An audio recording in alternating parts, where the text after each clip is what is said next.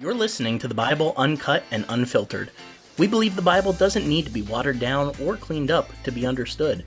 Our goal is to provide a healing place to discuss the questions you can't ask and the context you won't learn in church. I'm your host, Colin Connor. Now, on to the episode. What would you do if you were stuck in one place and every day was exactly the same and nothing that you did mattered? Now that sums it up for me. And why did I start today's episode off with that clip from the 1993 movie Groundhog Day? Well, for starters, I don't ever need a reason to justify putting a clip from one of the greatest movies ever in this podcast. If you have not seen Groundhog Day, it is fantastic. Stop what you are doing, literally stop listening to this podcast and just go find that movie and watch it. It is amazing. But secondly, a lot of the themes from that movie show up here in Ecclesiastes as well, and particularly this chapter that we are dealing with this week. You ever feel like your life is just caught up in repetitive cycles of the exact same thing over and over again? Maybe you feel stuck in one particular part of life that just seems to be revolving constantly and you can't get out of this cycle. Maybe you're stuck in a dead-end job, or you're stuck in a very difficult time of parenting, or a rough patch in your marriage, or maybe now you have to take care of a loved one who has fallen ill. And it just seems like the same old thing day in and day out. Well, if that's the case, you are absolutely not alone. I think every single one of us goes through periods in life that feel like that. And that's a big theme here in today's episode. Chapter 3 of Ecclesiastes deals with life cycles and what can we do about them? Do we have to fight against them? Do we have to try to get into better ones? Or is there maybe a more holistic, healthy way forward? Find out coming up. Ecclesiastes 3, at least the first 8 verses of it, have to be one of the most popular passages in the entire book. In fact, thanks to the old King James wording, it is one of the more popular passages in the Bible, I would say, which is very rare to have a part of Ecclesiastes be popular compared to the rest of the Bible. But it is the famous time section where he talks about there being a time to be born, a time to die, a time to kill, a time to heal. Even people who have never read the book of Ecclesiastes may recognize this passage. You can barely find someone talking about Ecclesiastes without their going into a reference to the 60s song from the Byrds, Turn, Turn, Turn, is basically taken straight out of this chapter. So that's a bit of a cultural relic there that preserves this passage into the modern day. That being said, in the circles that I grew up in, this passage was basically relegated to whenever there was a significant change that was about to happen. If there was, say, a large building project going on at the church, or a staff member was moving on to a different ministry or something along those lines, then this passage gets pulled up and we say, well, there is a time for everything, and we may not like all of the work that has to go into this, or we may miss so-and-so, but, life has its cycles, and we're moving into a new stage of life. But, of course, as you have come to expect if you have listened to this podcast for any length of time, I am not satisfied with the traditional ways that this passage tends to get used. I think there is a lot more that we can get out of it. And let's start with just looking at the structure of the passage itself. We're just looking at these first 8 verses of chapter 3, so I'm going to go ahead and read them to you, and then we'll get into what makes this so mind-blowingly awesome. It begins, to everything there is a season, a time to every purpose under heaven. There's a time to be born, a time to die, a time to plant, a time to pluck up that which is planted, a time to kill, a time to heal, a time to break down, a time to build up, a time to weep, a time to laugh, a time to mourn, and a time to dance, a time to cast away stones, and a time to gather stones together, a time to embrace, a time to refrain from embracing, a time to get, and a time to lose, a time to keep, and a time to cast away, a time to rend, and a time to sow, a time to keep silence, and a time to speak, a time to love, and a time to hate, a time of war, and a time of peace. Some very enjoyable poetry going on there, even within the English. But there is a greater structure to this, and I don't think it will surprise you at all once you hear what it is. There are these couplets that go together, and each verse has two couplets. So each verse has four items, right? Like in verse 2, a time to be born, a time to die, a time to plant, a time to pluck up. So that's four things. The first two go together, the second two go together. And in most of these verses, the first set kind of matches the second set in some way. They're slightly related. So there's interplay going on between all of those. But you want to guess how many verses there are that have these couplets? 7. So there are 7 groups of 2 couplets each. Go figure, right? Within the couplets themselves, there is a pattern in at least what we would consider to be a positive thing and a negative thing. Now, we'll talk in a second whether or not they are actually always positive or negative. But just going from what we have right now. One of them seems obviously positive, the other one seems obviously negative. A time to be born would be positive, a time to die, negative. A time to kill, negative, a time to heal, positive. So, that sort of thing. Well, there's a pattern to these. Now, stick with me here for a second.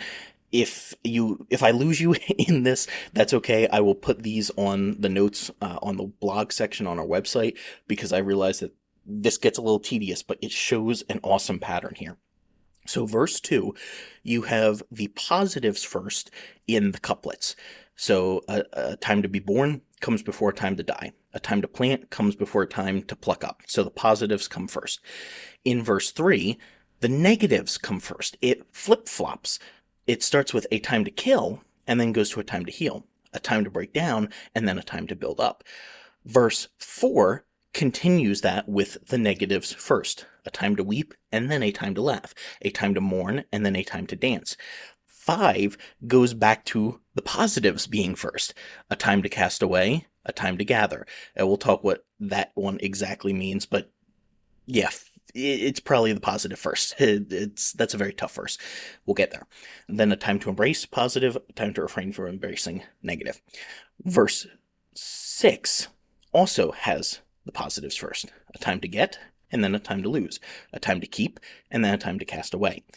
7 has the negatives first, a time to rend, and then a time to sow, a time to keep silence, and then a time to speak.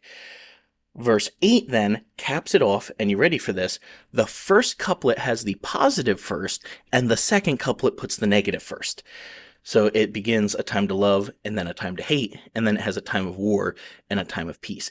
So there are these really awesome back and forth patterns in the first 6 couplets, and then the 7th, the odd number to round it all out, has one couplet that starts positive and then the next one that starts negative. So just really interesting pattern that's baked into that you can miss really easily. And there are several commentaries that you can look up that kind of lay this out in charts that might make a little more sense too. I realize that can be hard to follow listening. It probably makes more sense if you can just see it in front of you. So I will try to link to a couple of those commentaries that have the charts as well. And the Net Bible points out that these are not just couplets. They're actually merisms. A merism is a set of 2 things that encompass a whole. So it's like Alpha and Omega, right? We know that phrase. God says, I am the beginning and the ending. Well, he's not just saying I am at the start and I am at the end. He's trying to say I am all of it. I am in everything. So Alpha and Omega doesn't just mean God was at the start and God was at the end. It means God is everywhere. So that is a merism, when you have the first thing and the last thing. Like we say, I searched the house from top to bottom. Well, that doesn't mean I just looked at the ceiling and the floor. It is everything in between. Or if I said from A to Z, it's expressing everything there. That sort of thing. So these opposites in these couplets are actually trying to say that there is a time for everything in life, not just these, what would that be, 28 things, I think, that are listed. So it's saying that there's time for everything that happens in life. Alter points out a very interesting aspect of the Hebrew grammar that totally gets lost in English. He says each half line, so the couplets, is very short, containing only 2 accented syllables. So what we read as a whole line in English is literally just 2 syllables in Hebrew, which is kind of crazy. But then he says, with the singular exception of the end of verse 2, where what we have in English as what is planted is not strictly necessary and might be an explanatory gloss added by a scribe. So, in other words, where you have in English at the end of verse 2, a time to plant, a time to pluck up that which is planted, that which is planted ruins this structure that is going on here. So, some scholars look at that and say maybe that wasn't originally there in the text. I mean, you wouldn't go through so much difficulty to structure basically a poem so beautifully and then just have one line that is off. That doesn't really make sense. It's kind of like if you ever had to write a haiku. I remember having to write those when I was in school. And it's so hard because you have to match a certain number of syllables in every line. It takes so much thought. So this isn't just, oh, this person was writing down a bunch of things that he can think of that happen in life. A lot of structure and thought went into preparing this particular set of verses. Something I noticed right away looking at these verses is that they are mostly out of our control. You can't decide when you're born. You can't decide when you're going to die. You usually don't decide when you're going to cry or when you'll laugh. I mean, maybe you decide to put on a funny movie, but sometimes stuff just happens and you laugh. You don't really decide when to fall in love, and you don't decide when you experience peace, because peace takes multiple people to establish and maintain. So the majority of these times that he talks about in these verses are mostly out of our control. And that fits very well with the message that Qoheleth has been trying to say. All of life is out of our control. You can grasp, you can strive, you can work your butt off trying to accomplish anything, but who knows what can happen? No matter how hard we try, we actually don't control anything in life. In verse 1, the word season, at least it's often translated season in English versions, it has the idea of an appointed time. So while this is often seen as a comforting passage, like, oh, there's just a time for everything we go through, God has it under control, really, it's kind of deterministic and almost a little fatalistic in my mindset. Qoheleth has this idea, and we'll be getting into this a bit more this week, that God determines everything that happens. He has foreordained it from before. We don't really have free will in Qoheleth's world. Sure, we might make choices, we might make decisions, but at the end of the day, God's purposes are going to be accomplished. Now, the whole sovereignty free will debate is much bigger than we can get into in any one episode, let alone one where we're trying to get through an entire chapter that deals with other things too. And I do personally think that you can kind of sort of reconcile sovereignty and free will. I lean more on the free will side. I think Qoheleth leans more on the sovereignty side. I think he's going to argue more for God's control over life. So there's something kind of deterministic about saying that God has appointed a time for every single thing that happens in life. I don't know that I agree with that, but that seems to be Qoheleth's view. And I am guessing that there's a variety of opinions on this topic of people listening. I just want to say up front, this is something we can disagree on and still be okay. There are good Christians who emphasize sovereignty of God, his control over things, and there are good Christians who emphasize the free will that we human beings have. There are Bible passages that you can use to defend either one of those positions and sound biblical, and that you can use to attack the other one. Certain parts of the Bible sound more deterministic. Certain parts seem to emphasize more free will. It just depends on what you want to focus on. And again, that is a much bigger debate than we can get into today. I'm just teasing it out here. But I know that this is a topic that can really get people worked up. And I just want to say with it, even the people who lean on God's sovereignty still believe in free will. And even the people who emphasize free will believe in God's sovereignty. We just talk about our terms a little bit differently, and we choose to emphasize verses differently. So this is not an us versus them. If you agree more with Qoheleth than me, or vice versa, that is totally okay. This is actually a dialogue I would enjoy having, and I'd love to listen to your thoughts on this, of where you land on free will and sovereignty and how you try to reconcile them together. Because Qoheleth does allow us to make choices, but he does also seem to think that God has set up and appointed everything that happens in our lives, especially if you realize these are merisms, not just talking about key events. He seems to be thinking that God has established everything that's going to happen. That goes a little too far for me. I am not in that camp. That leans closer to modern day Calvinism. But There are millions of Christians out there who are Calvinists, so I understand it has an appeal. It is an easy way to read Scripture. But as we'll talk about a little bit more today, I have some issues with that, and we'll get into why. The Hebrew word translated purpose in verse 1. Sometimes it's translated matter, but really it means something that brings delight or joy. So each of these next times that Qoheleth is going to talk about is something that brings pleasure. Now, this really kind of confused me when I first realized that, because I thought purpose just meant a reason for these things to happen, but it's really a delight. There is a time for every delight under heaven. Well, half of these things don't sound like delights. I don't know anyone who's really rejoicing in death or killing or crying or, having to say goodbye to people or war. That just doesn't seem right. But there's a few different ways I think you could read this. One might be that these things can happen to us at different times for different people. So a time of mourning for me may be a time of joy for you. A time of dealing with death in my family might be a time when you have just welcomed a new child into yours. So maybe it's saying that there is delight even in the hard times for somebody else, or maybe it's saying that if you look for things that can make you happy, maybe you'll find them even in the hard times. I think maybe you could even say that there are people who find delight in the negative things, quote unquote, basically sadists that enjoy other people's pain. But I mean, at that point, you basically have Qoheleth saying that there's a time for psychopaths, and I'm not sure that that would fit, unless maybe he's just doing a Friday the 13th marathon, but I kind of doubt that.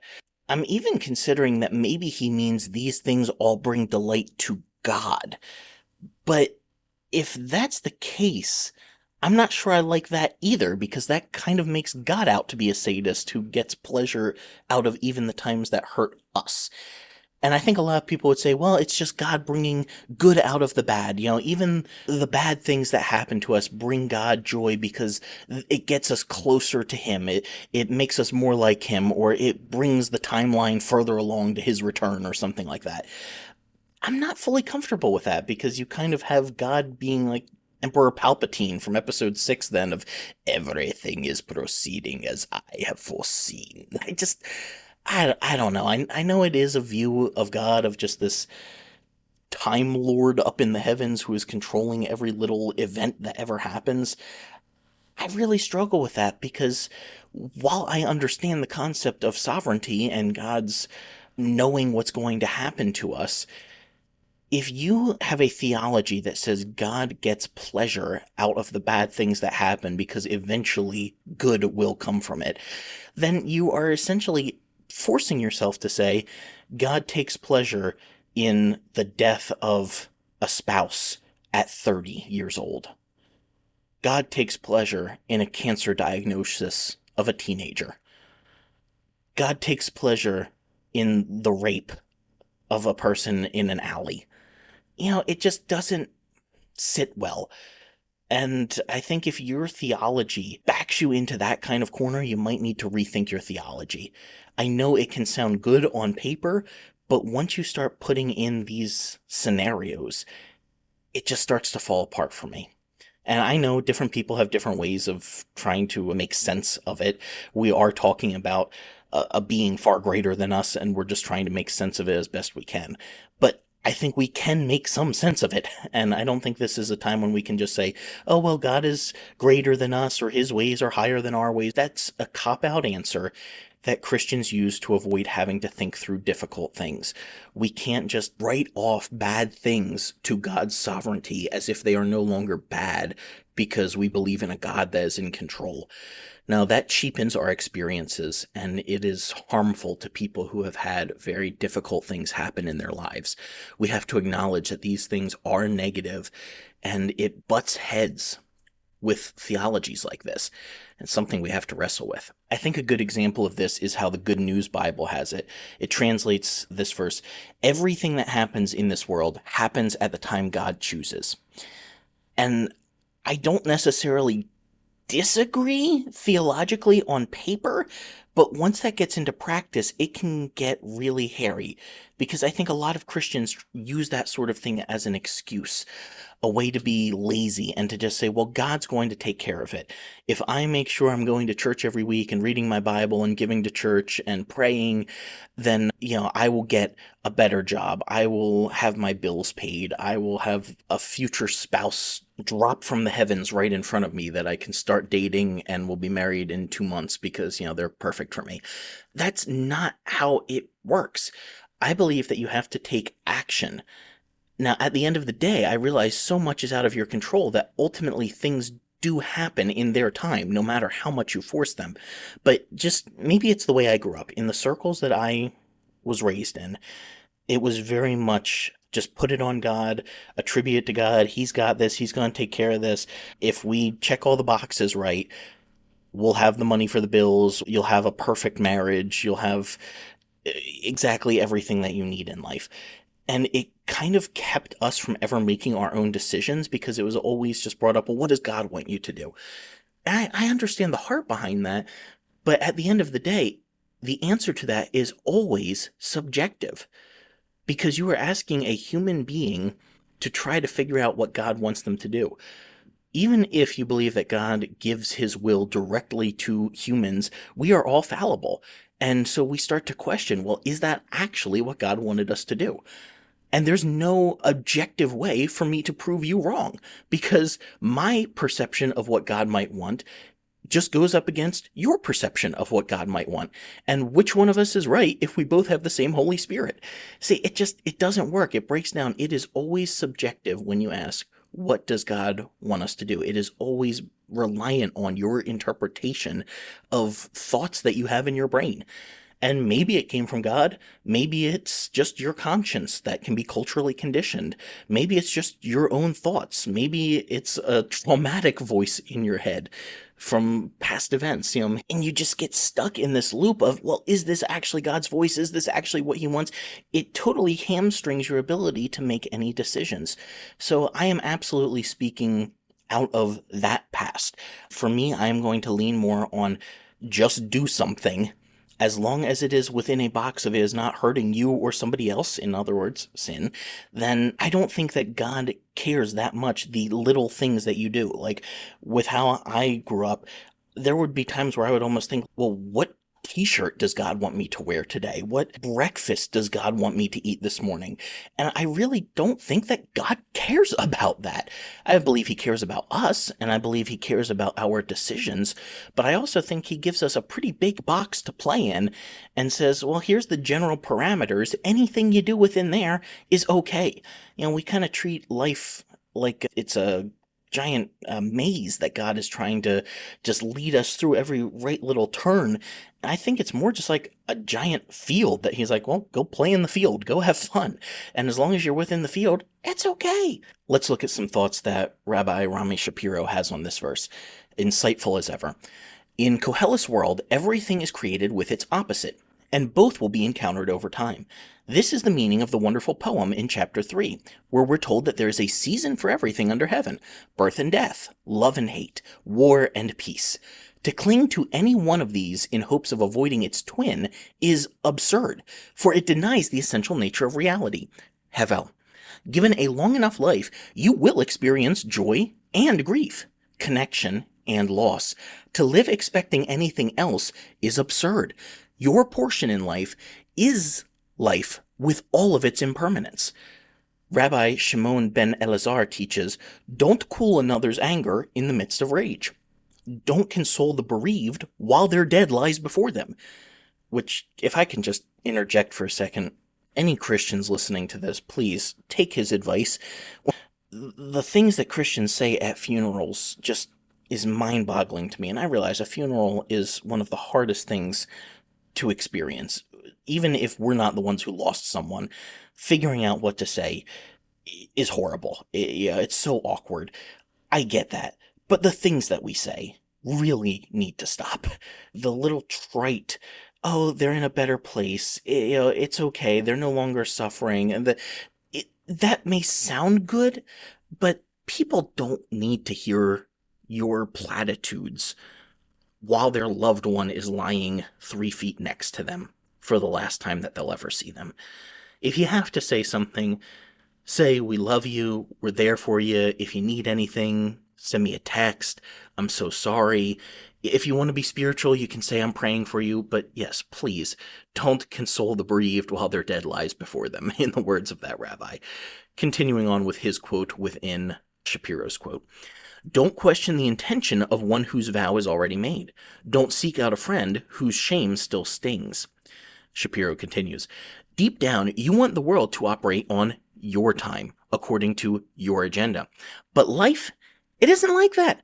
And living as if it were only adds needless suffering to your life and the lives of those around you. Allow things to ripen as they will, and harvest them at their peak. But that requires utmost attention. The human affliction is denial of Hevel, and clinging to passing moments as if you can put an end to impermanence. Impermanence is just the way of things. Welcome what comes, bid farewell to what goes, and the affliction is healed. By the time you notice something arising, it's already in the process of passing away. Attempts to time the beginning or ending of a thing is futile. Accept the fact that you cannot know what the next moment will bring, or where the last moment has gone. Learn to live with unknowing. Engaging fully with each moment isn't a passive act. On the contrary, full engagement is done with the intent of bringing out the good in the moment.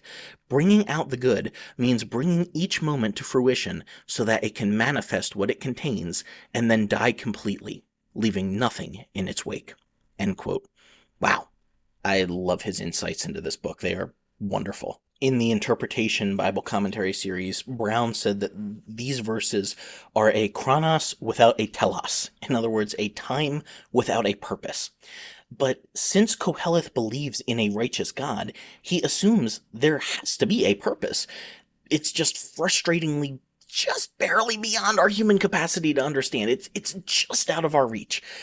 And he believes that God is doing something, but that God has purposefully hidden the bigger picture from us. So then, as this chapter goes on, Qoheleth tries to guess what the purpose is. And I'll just show my cards here up front, give you a little teaser of where we're going. He actually thinks that God's reasoning for not intervening in history is to let us discover our own animal nature.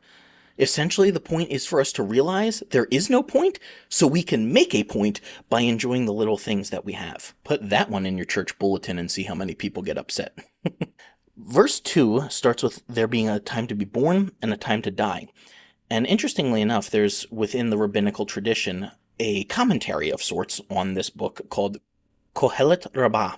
And it sees the time of birth and death as overlapping each other because of the high mortality rate that women had in childbirth back then. So that's a fascinating assertion to me, because then it makes me rethink all of these couplets, and I start to wonder if maybe we're supposed to see them all as slightly overlapping circles, almost like a Venn diagram. The first thing happens, and the second thing has to happen for the universe to balance itself out.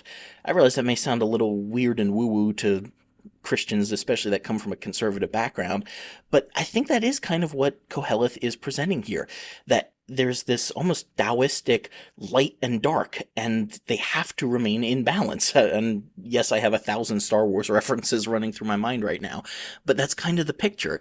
If a birth happens, a death has to happen. If something is planted, something else has to be uprooted. If someone is crying, someone else has to be laughing.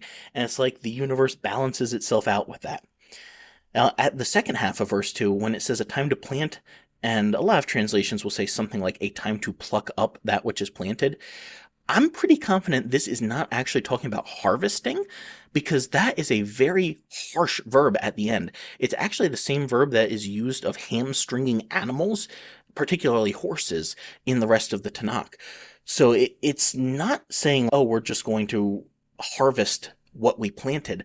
I think it's actually saying that somebody is ripping up another person's crops before the time for it.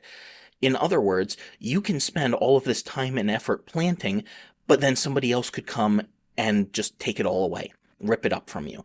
You can invest all of your money in any sort of thing, and it can be gone. If you put in stocks, the stock market can collapse. If you buy real estate, the housing market can collapse. If you just keep money under your bed, somebody can steal it. Whatever you put effort into, something can happen to take it away, which fits a lot of what we talked about last week. Verse 3 is the first one that reverses that positive-negative order, but I think the reversal almost suggests to us that maybe these things aren't inherently good and bad on their own. In each couplet, something appears to be obviously good and another appears to be obviously bad, but maybe there is some good and some bad in everything that happens. When a child is born, yes, there's all kinds of joy and excitement that comes with that, but there's also a lot of pain that comes in childbirth, and there's a lot of anxiety that comes with having to raise a child.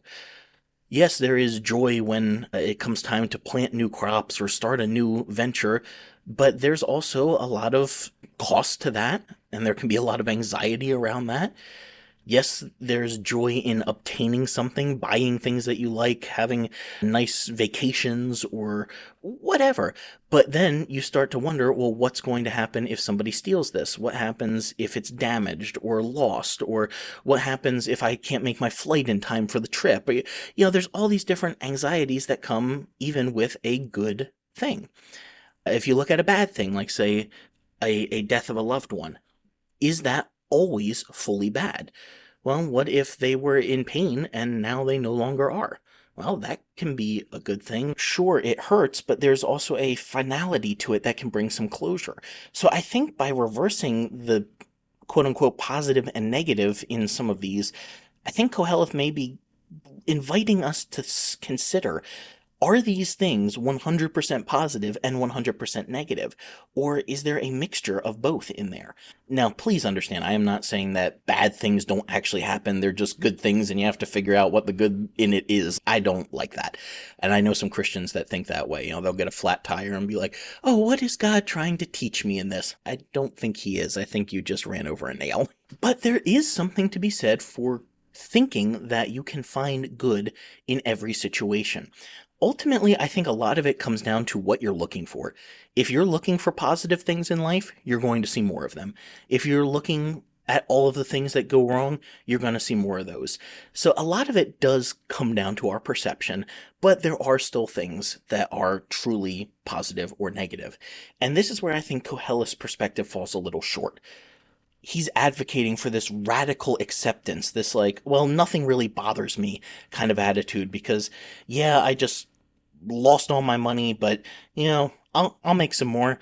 Yeah, that person just died, but I still have other relatives. He kind of has this radical acceptance mindset of just go with the flow, nothing bothers me, it's all okay.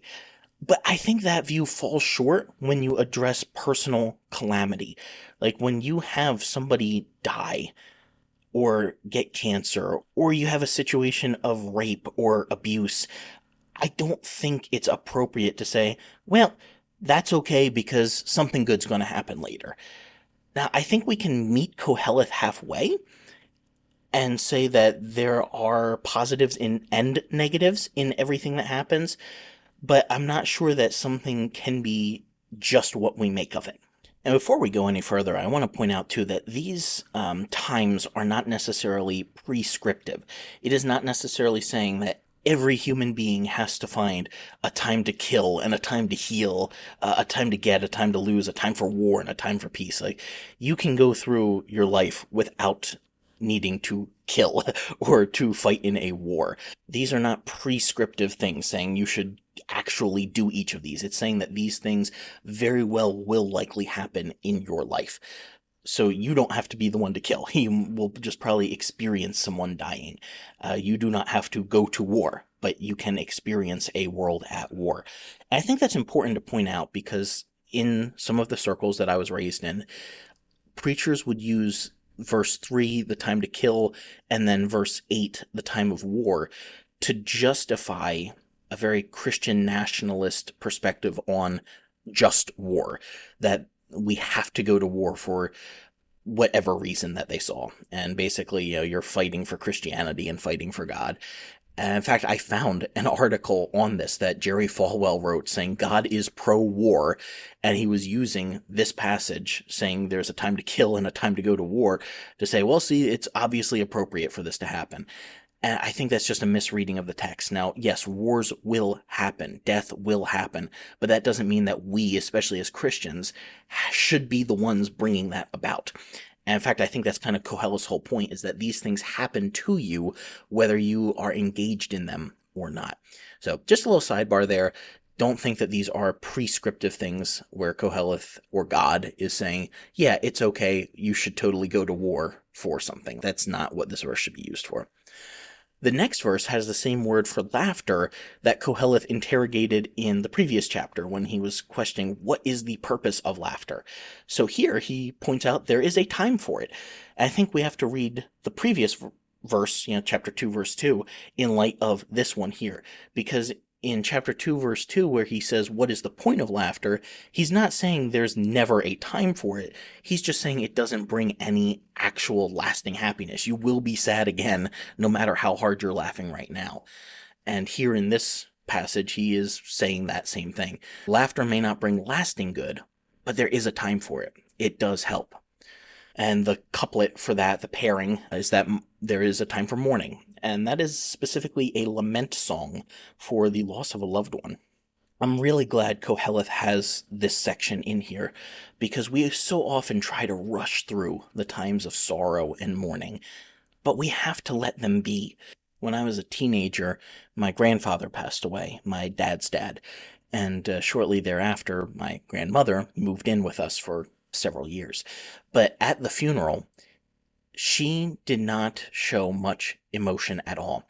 And in fact, at the end of the funeral, she turns around, I believe it was to my mom, and said, "Whew, I didn't cry. I made it through."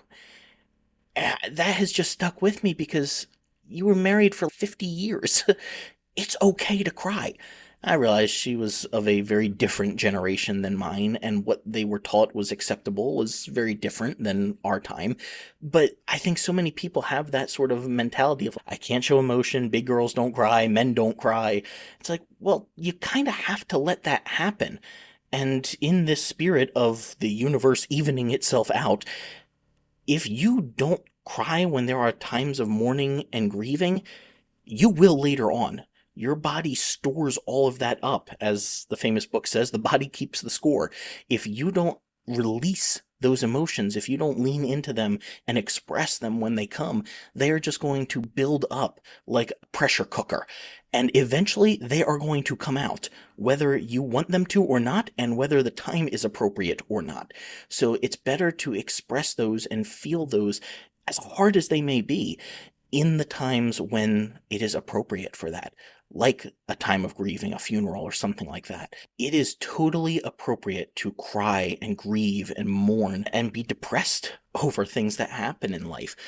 Sometimes life really sucks, and being a Christian does not preclude you from experiencing that. You do not have to have the in right, out right, upright, downright, happy all the time mentality. That is fake. That is a lie, and we need to stop teaching that to children, since that is a kid's song. We need to let them know that it is okay to not be happy sometimes. It is okay to not always be smiling. It is okay to be feeling crappy. I remember when I was at my old church, there was a sermon I preached one time basically around this whole idea. If you are having a bad day, be honest about it. And if I say, hey, how are you doing? Don't say, oh, I'm so good. God is good. Thank you. How about you? And then move it along and wonder why we don't actually know each other or help each other in a church. If you're actually going through a tough time, be honest about it. But so many people don't feel comfortable or safe to express that, because then you just get the platitudes of, well, God's in control, it's okay, it's just a phase, whatever it may be. It's like, no, cut all of that out and let's just let people be honest. If your day sucks, say that. And yes, it's going to make people uncomfortable, but it's better than lying about it and just being like, oh yeah, I'm doing fine, thanks. Fine thanks is not an answer that anybody actually means. Now please realize, I am not saying that we should all be Eeyores that constantly go around complaining about everything, but there is a lot of room in between Eeyore that complains about everything and fake Christian robot that says everything's alright in my father's house. Alright? There's a lot of room in between those two extremes where we can express our wide range of emotions, whatever that may be during the day. I also want to point out here with verse 4 that while there is a time to mourn, there is also a time to dance. Yes, fundamentalist Christians, there is a time to dance. Gasp. It is there in the Bible. How I was raised, and again, whenever I point out how I was raised, I am not taking shots at my parents. They are both great people, and I know they enjoy listening to this podcast and the conversations that we have around it. I mean more just the culture, the IFB culture in which I was raised. Dancing was not allowed in any form or fashion. And if you tried to throw well, David danced before the Lord, they'd say, well, he wasn't dancing the way that young people do today. Well, he got naked while he was doing it, so he also wasn't ballroom dancing. We can just put it that way. Now, I realize that, no, there were not modern dance moves in the Bible, but it also wasn't this chaste ballroom Downton Abbey kind of dancing. It really was just people dancing. And if you remove dancing from a people, you alienate them from their own bodies. And it's like you separate them as thinking that the physical side of them is bad and only the spiritual side is good. That can be really dangerous and cause a lot of psychological issues the longer a person hears that message. So don't tell people they can't dance. Not healthy. Verse 5, Alter points out that in this instance, at least on the surface, there does not seem to be any semantic pairing between the first line and the second line, which is a time to cast away stones, a time to gather stones together, and the second line is a time to embrace and a time to refrain from embracing. Alter then continues by presenting a view of what it means to cast stones away and gather stones together. No one really knows for sure. It's not really a phrase that we're familiar with outside of this text, but there is a theory, and as wild as this sounds, it does actually make sense, that it is referring to male ejaculation. Basically trying for a baby. In other words, he's saying there is a time to try to have a kid and there's a time to try not to have a kid or not to try to have a kid. However you want to think about that. I guess it could go either way. And yes, I realize that sounds a little weird, and you can do some thinking for yourself to figure out what correlation there is between that and throwing stones and gathering them. I'll leave that to you. But I think it is just about the only way you can imagine throwing stones as a positive versus gathering stones, and I really need to stop before this goes downhill anymore. Oh, the Bible ain't boring, kids. I love it. But it does actually match with the second part of verse 5 then, because you have a time to embrace and a time to refrain from embracing. So if you put it in that sexual sense, it does actually make sense in the passage, and I think it just makes more sense than any other theory that I've heard proposed for that. So if you got a better idea, let me know. I am guessing you have probably never heard that explanation before, because I know I did not before I started reading this. But apparently it is an old explanation for the passage, because it goes back into Jewish Midrashic teachings. I think I could only find one or two English versions that kind of kept up this theme. The Good News Bible translated it, there is a time for making love, and a time for not making love, a time for kissing, and a time for not kissing. So, it was going off of that idea, and I appreciate that. Amusingly, the Midrash Tanchuma, Ikev 9:1, used this verse to refer back to the 2 stone tablets that Moses received on Sinai. So a time to cast away the tablets as he did coming back down the mountain when he saw the Israelites partying, and then a time to gather them back when he gets them again from God. So I highly doubt that is actually what was intended by Qoheleth, but it was kind of amusing. Verse 6 talks about getting and losing. And that makes me think that we will all lose things that we have one way or another. So why do we grasp onto them so tightly? If you have listened to this for any length of time, you know I am a big Star Wars nerd. And as I'm recording this right now, at my desk next to me, I have, probably over a dozen Star Wars action figures that are in various poses and stances on my desk. Several Mandalorians, the Bad Batch, a couple of game figures like Boss from Republic Commando, Revan, Cal Kestis, all these different characters. And I have hundreds of Star Wars action figures. I have been collecting them since I was, well, what would I have been? 9, somewhere around there. I started collecting them shortly after Episode 3 came out. So you can imagine, what's that, like 17 years now? Basically, I have been collecting these figures. I have sunk way too much money into this hobby. It's like the longest collecting hobby that I have ever had. And sometimes I think about all of the money that I have sunk into this and I go, oh boy, I better make sure these things are well cared for. We don't have a kid at this point in our lives, but sometimes I think, man, if we ever had a kid, I don't think I could ever have any of my action figures out until they were at least 10, because I don't want them chewing on them or breaking them. We don't have a pet either, but I would love to have a dog at some point. And I don't really think I could have these out if we had a pet, because the pet could end up grabbing them and chewing them and destroying them. And you just start to think through all these different things, and then you end up being like one of these collectors that has everything behind a glass case or locked away in some vault. And sure, you can say, oh yeah, I have this XYZ collectible that is worth so much money, but you have to basically go through Fort Knox security to go see it. You don't actually enjoy it. At the end of the day, we are going to lose all of these things that we have one way or the other. I am going to lose all of these Star Wars action figures. They're going to get stolen, they're going to get broken, they're going to get lost, or I am going to die and then there is nothing that I can do with them anymore. One way or the other, these are no longer going to be in my possession within 100 years. And yet we grasp onto them so tightly.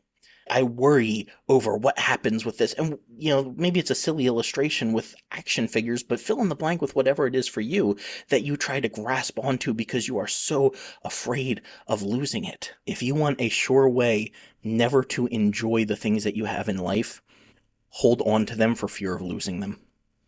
You will waste your entire life worrying over the inevitable and missing out on the enjoyment in the time that you could have enjoyed it. Now, the word get actually has more of an idea of starting a venture. So I think you could even see this as beginning a new phase in life.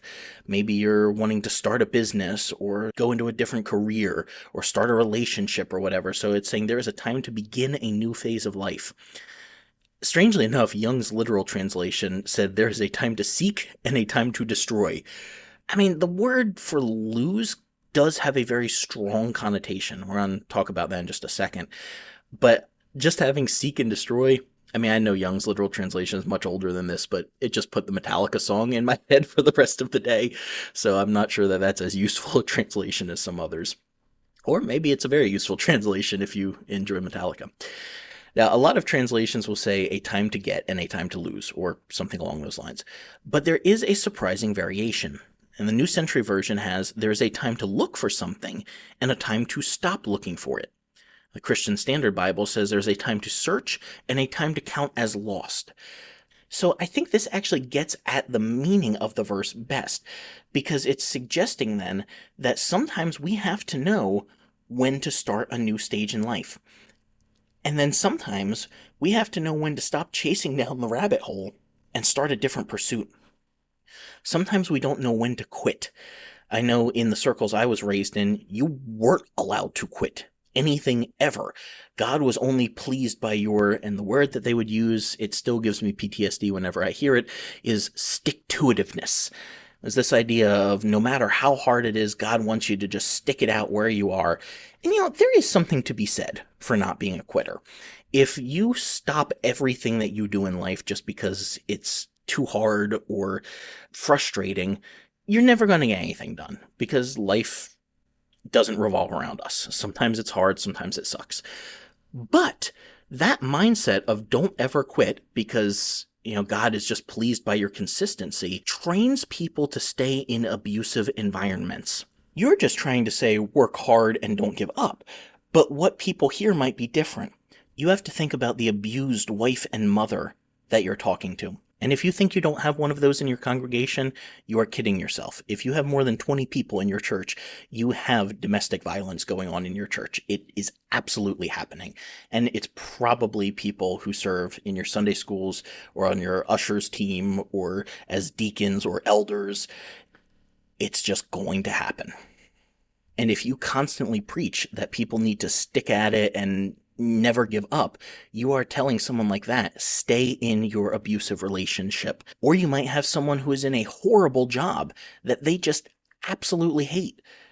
And you're telling them to stay there when maybe they could actually find something better that they don't absolutely hate. You know, we work for 40 to 50 hours a week, every week, for the majority of our lives. You should be able to not totally hate your job. And even Qoheleth is saying that. Find something that brings you joy, that you're able to get satisfaction out of in life. That's part of his plan, his fourfold plan for a good life. But if you constantly just tell people to stick it out where they are, you're not giving them any nuance for when it's actually wiser to move on and start something new. That is the wisdom behind this verse. To say that there's a time to search and a time to count as lost. Qoheleth is saying there's a time when you have to say enough is enough, I'm leaving. And that's okay. There is wisdom in knowing when to quit. Now, if I can get a little devotional here for a second, that word lose can also have the idea of wandering as someone who is lost. And so I kind of draw a little bit on a more contemplative tradition of reading the Bible here to say that maybe we all have periods in life where we are wandering around as lost. We are finding ourselves and trying to understand what we actually believe. When you are a child, you are told what to believe. And when you are a teenager, you start to question that. And then when you are a young adult, you push the boundaries by your actions and you start to learn, what do I actually believe? But sometimes, especially in high control religious communities, people aren't allowed those teenage and young adult experiences. They don't get the chance to wander as if they are lost. They don't get the chance to figure out who they are. They're just told, this is who you are. And I think Qoheleth is even saying here, there has to be a time where you wander. We all have to go through the wilderness at some point. We have to deconstruct, if you will, in order to become who we actually are. And a lot of Christians aren't comfortable with that. A lot of churches don't welcome that. But I think there is wisdom that Qoheleth is sharing for us, saying that if you have not gone through a period of wandering like you're lost, I don't mean lost in the lost versus saved sense that Christians say, but you're wondering, what do I actually believe? What do I actually want to do with my life? Who am I? If you haven't gone through that, you don't actually know yourself. You have to go through that before you can find who you really are.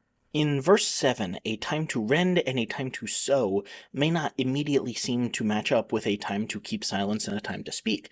But many commentators point out that the rending and the sowing are references to mourning and coming out of a period of mourning. In the ancient Near East, there is a practice of tearing apart your clothes when you are feeling extreme anguish over something. So that's likely what is intended by talking about rending clothes and then having to sew them back together. And then the time to keep silence and a time to speak.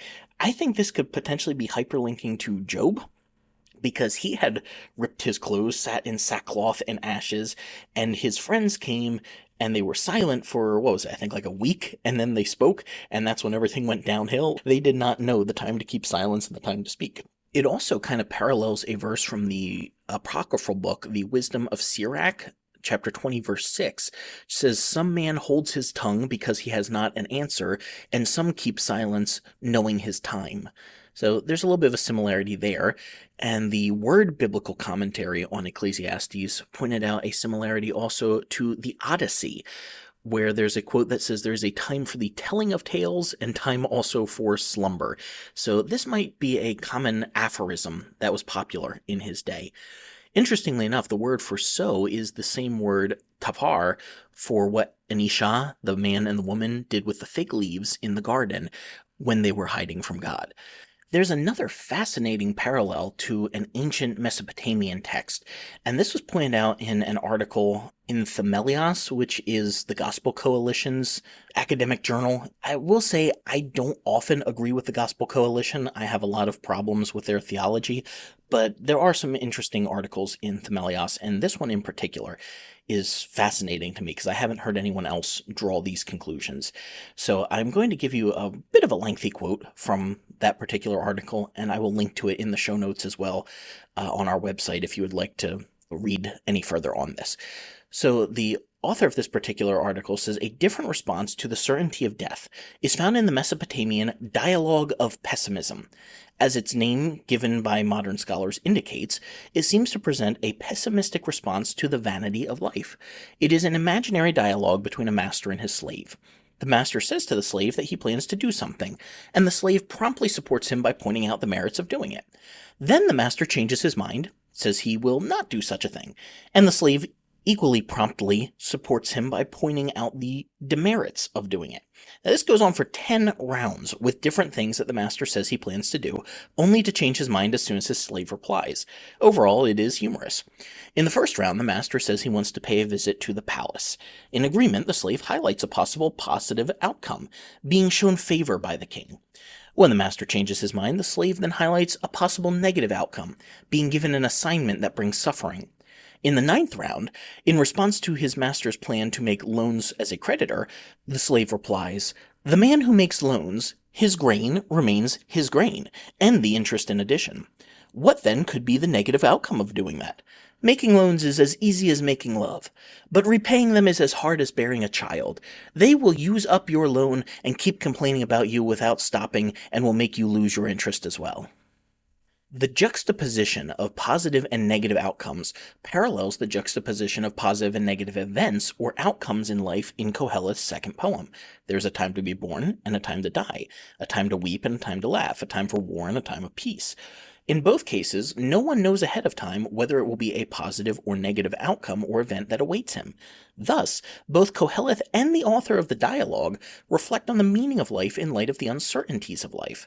And like Qoheleth, the Mesopotamian author also reflects on the meaning of life in light of the certainty of death. For in the 10th round, the master says he plans to perform a public benefit for his country.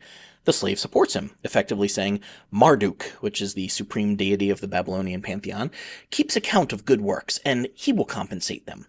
So there is reward for good works, if not in this life, then in the next. When the master changes his mind, the slave replies, "Do not perform, sir, do not perform. Go up on the ancient ruin heaps and walk about. See the skulls of both high and low. Which is the malefactor, and which is the benefactor?" Now, he is not contradicting what he has just said about Marduk as a rewarder of good works. As in other rounds, he is simply highlighting a parallel point of view, one that now supports the master's change of mind. In this case, the observation is that we all die, regardless of whether we have done good works or not. The skulls on the ruin heaps belong to both malefactors and benefactors, and we can't distinguish them.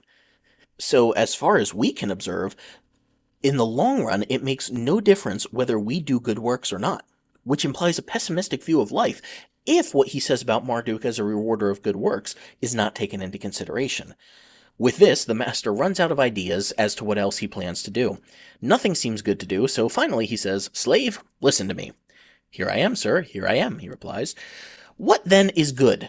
To have my neck and your neck broken and to be thrown into the river is what is good." And then, of course, the slave has a follow-up to that says that the master would end up dead alongside him not long after. So this whole section could very well be drawing on an ancient work like that. And I have to say, I think this back and forth could be really frustrating for people who like a black and white checklist of what to do or what not to do. I can almost feel the anxiety rising in some of you listening to this as you're going, well, which decision is the right one? Just make a decision, right? But that is exactly the point. A good decision or a bad decision is contingent on so many factors that go into every situation.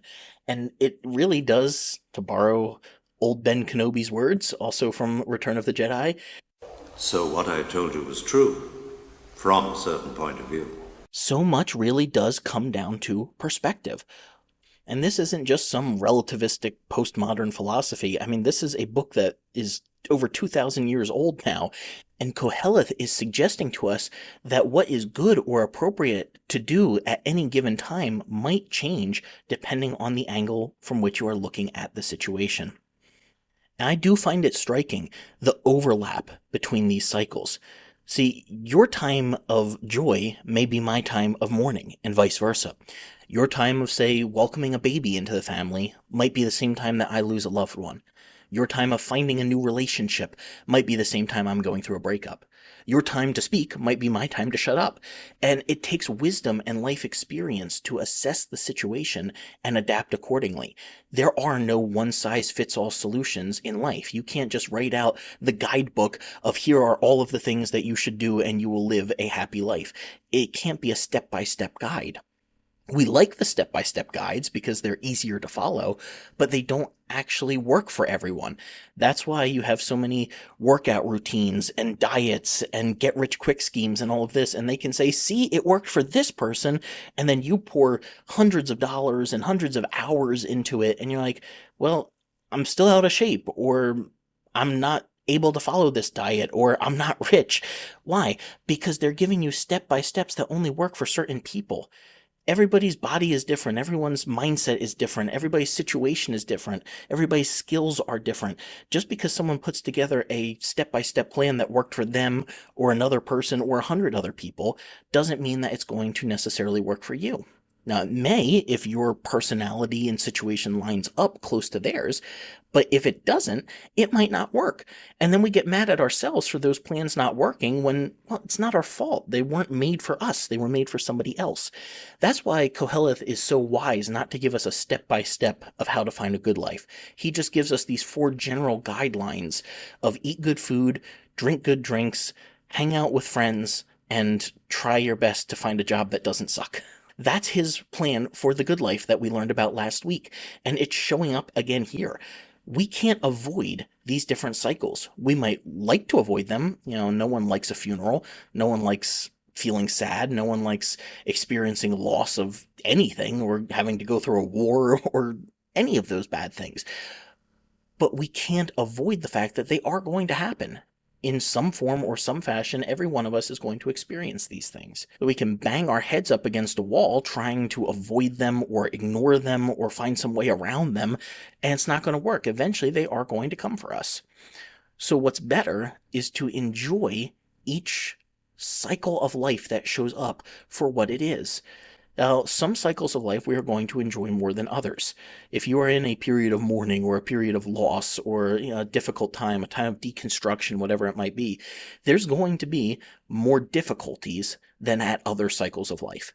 And these don't go for set times either. You know, this could be something that lasts a week, a month, a year, 10 years, 20 years, whatever it may be. It's different for everyone, and we have to remember that. So when you feel stuck in a particular situation, that's not your fault.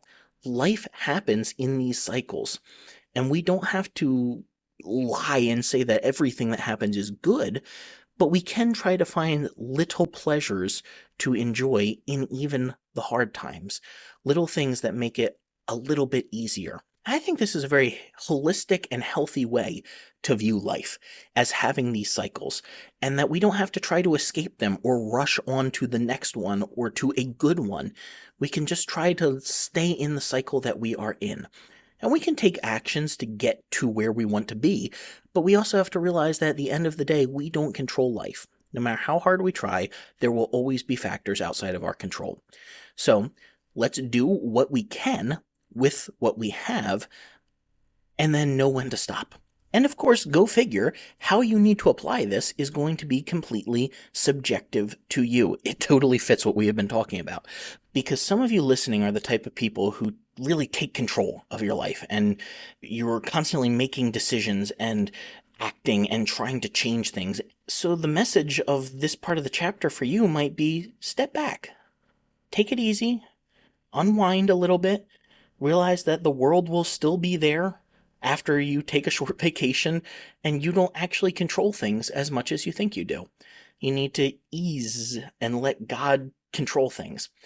But then there are others of you, and this is more the camp that I fall in, where maybe you have a religious background that constantly tells you God is in control, and you actually need to act a little bit more. You need to take a little more control of your own life and actions and decisions, and realize that God isn't just going to solve everything for you by dropping it all down from the sky if you check off the right religious boxes. He actually wants you to make decisions, and that can be difficult. But honestly, both of those options are difficult if that's not what you're used to. But Ecclesiastes draws these two opposing truths together and holds them side by side, saying one of them is going to apply to you. And it might be a different one in a different stage of life. Right now, maybe you need to let go a little more. Maybe at a different time, you need to pursue a little more. You need to take a little more action. It's totally going to change dependent on who you are, what your personality is, and what you have going on in life. In the Ecclesiastes interpretation commentary, Brown really gets at this by saying both the desiderata, the desired things, and the detestable have their place in the chronological circumference of human existence. No preference is given to either one or the other. Furthermore, what may appear undesirable on one occasion might be appropriate for another. Qoheleth is no idealist, optimistically calling forth a time of peace and celebration that can erase the less desirable dimensions of human existence. Rather, the sage calmly observes that for every course of action in one direction, there will occur in due time an equal and opposite reaction. If the cosmos operates like clockwork, impersonal and repetitive, then chronos is its pendulum, time is its pendulum, held aloft by God. Each activity, whether positive or negative, has its season, and seasons themselves have their place in the rhythm of the ever-circling years. Dancing, for example, is not appropriate during mourning. Weeping is out of sync with celebrations. Silence is not golden when the rights of the oppressed are at stake. Even hatred has its time, as demonstrated in the Psalms that imprecate unnamed enemies. Each activity has its relative worth and suitability, its place in the grand providential scheme. But no one activity has universal sway any more than exhaling or inhaling dominates the rhythm of breathing. Permanence is not part of the chronological equation. The poetic arrangement of these moments suggests that such opposites are actually counterparts, all part and parcel of the temporal rhythm of life, which never progresses, yet never stops.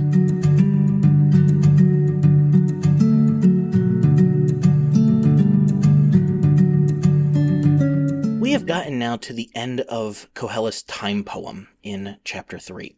And for those of you looking at the clock, don't worry, so am I. I had planned to do all of chapter 3 here this week, but I'm looking at the length of this and the notes that I have, and I just can't bring myself to rush through the next, 12 verses still? This is a pretty long chapter. So I want to break it up now. I hadn't planned on doing this initially, but I'm going to stop this episode here at the time poem, and then next week we will pick up finishing chapter 3. Honestly, it just works really well to put a break here because it's its own little unit, these first 8 verses, and then verse 9 kind of draws off of that with Qoheleth asking, what do people actually gain from their work? And then he's going to go into this whole thing about the work that you do. And so it's going to fit really well if we just do that as its own episode next week. I think that's going to be better.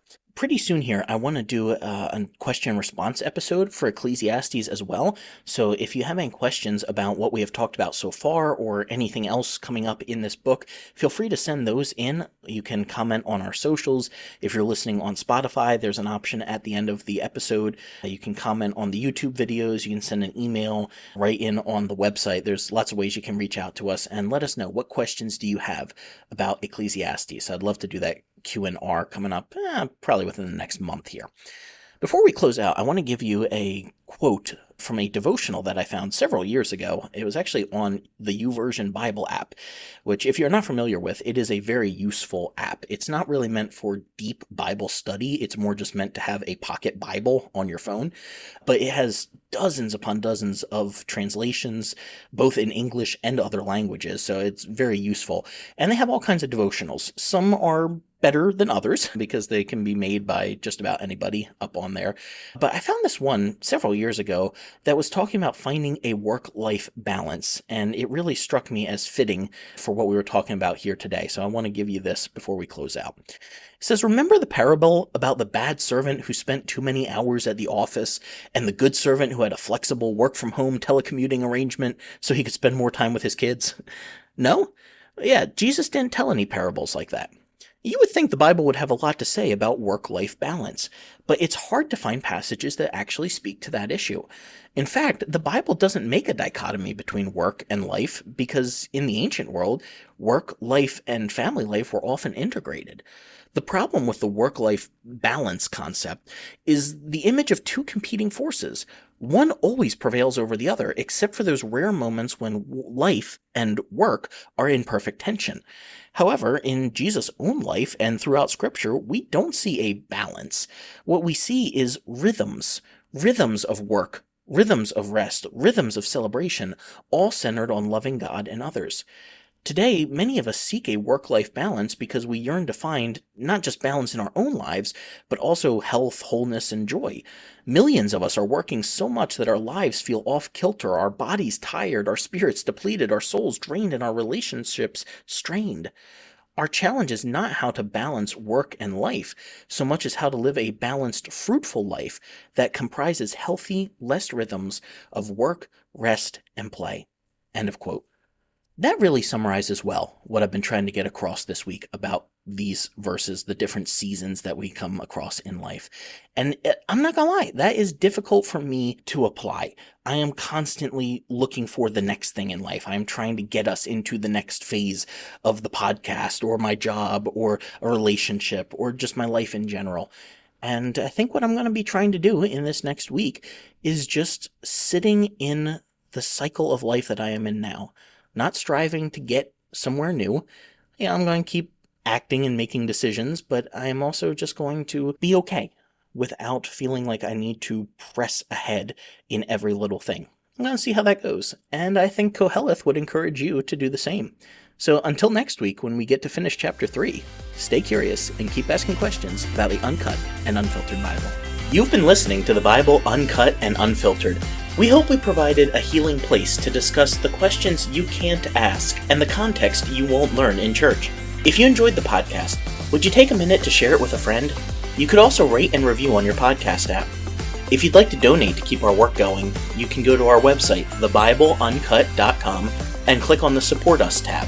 While you're there, check out the recommended resources and blog where we post show notes and other articles. Thanks for listening. We'll see you next week.